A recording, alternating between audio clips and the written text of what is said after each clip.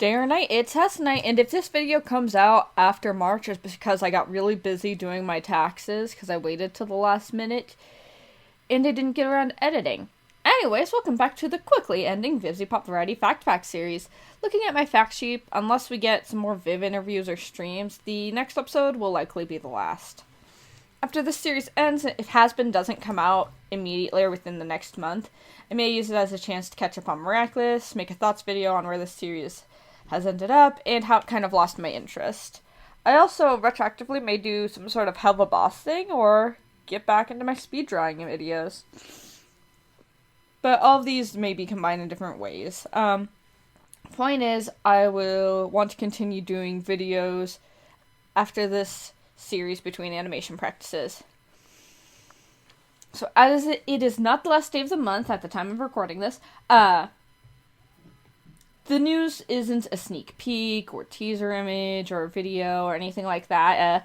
It's something off of Instagram, Viv's specifically. If you follow Viv wherever she may post, like I do, you'll have seen pictures of Viv at a wrap-up party. A wrap-up party usually means the team has finished production of a series or season. This means all of the upcoming episodes have finished production entirely. Now, whether this is for the whole series or the first season, I'm excited for it. And to hear what platform it's on. All of the pictures are cool. I will flash them up as I'm talking. But the thing I want to know is the characters featured. Now, Viv may have just chosen to show these standees because they're her favorites. Maybe other characters are under NDAs with A24. But we see Charlie, Alistair, and Adam. Charlie is obvious. She seems to be one of the main characters of the show, if not the main character. Adam seems to be one of the main antagonists, if not the main antagonist, based on everything we've seen for him. Alistair could have been picked for many reasons. He's one of Viv's oldest characters, he's a fan favorite, he's part of the main cast, and she may just like him and so may the rest of the cast. Also, Alistair and Charlie are the only ones featured as cupcakes. I'm wondering if there's a deeper meaning to the inclusion of these characters, since none of the others seem present, but that could just be of the, team's favorite characters. Only time will tell. On to our rules and disclaimer. First things first. These facts are years old, and are subject to be outdated or debunked once this series actually airs this summer. This project was mostly for fun and to give me something to do in my off time.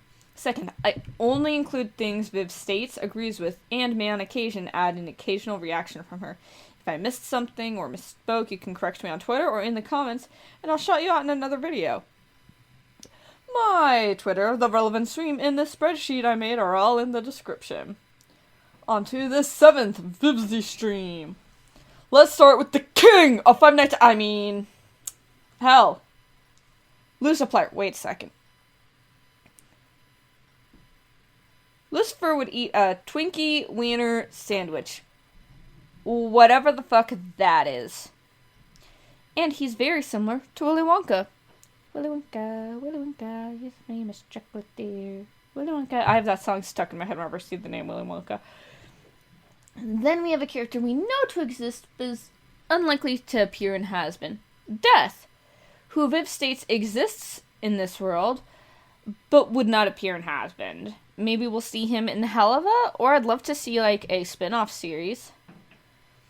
On to characters that we'll actually see, or at least we were supposed to at this point.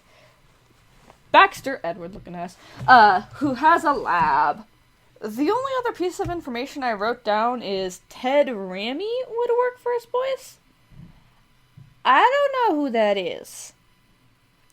I'm going to jump from more random bits to more random bits, as most of the character stuffs for the characters we know have relating topics. So I want to do those together. The nicest place in hell is called Little Canada, which I'm 8% sure was a joke, but I'm not positive.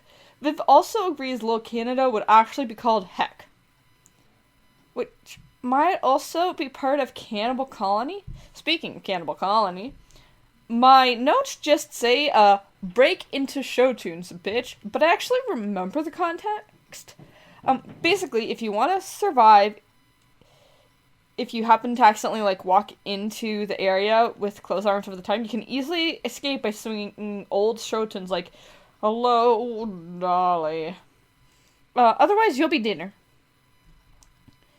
The first part of this fact I find delightful, as somebody who enjoys early film. The last random, unconnected to any of the other facts, Arachnus is the opposite of evil. Now let's talk character races. Angel's Italian. Baggy is Latina. Nifty may be Japanese or Japanese American. Alistair is mixed. It's not in my notes, but if you do some basic research into, like, Voodoo New Orleans, it narrows down Alistair's heritage into being Creole. Onto their thoughts of fanfics about them. Angel would find it funny. Baggy would enjoy fluff, but not lemons. If you know, you know. Charlie would be confused. And Alistair would be disturbed. As he should be. I mean, I still read it, so. Finally, we're on to our character divided facts. Nifty should not drink energy drinks, and Baggy has moth themes in her design and conception. Angel and Blitz would be banned from medieval times. To no one's surprise. A lot of Angel's family are in hell. Angel would also, like, and I quote, "Please warm my wiener," end quote. Which I'm pretty sure is a song of some sort. But my year-old notes do not specify. Also, I was not going to Google that, because I'm not having that in my Google history. Or YouTube history.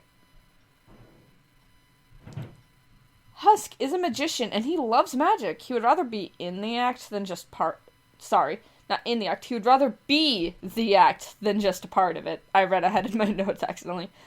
I find this oddly wholesome and ambitious of him. Sir Penn would drink tea and soda, but would hate soda because he'd drink it incorrectly by putting his tea bag in the soda. I might draw this later.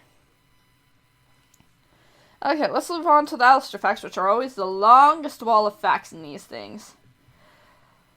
We will likely never see his feet. I personally like to imagine he has hooves, which happen to be the pattern on the bottom of his shoes. I did not mean for that to rhyme. He probably sings in the shower and is confirmed to have been a radio star when he was alive. For some reason, people thought Alistair would be racist. Well, 1920s, the South does give more racism vibes, but he's not. They've sadly confirmed that Alistair does not have feelings for Charlie, at least romantic ones. We know what he would love. Postmodern jukebox! 10 out of 10, would recommend. Alistair dislikes dogs and thinks they're mongrels. This has to do with backstory reasons at the time surrounding his death.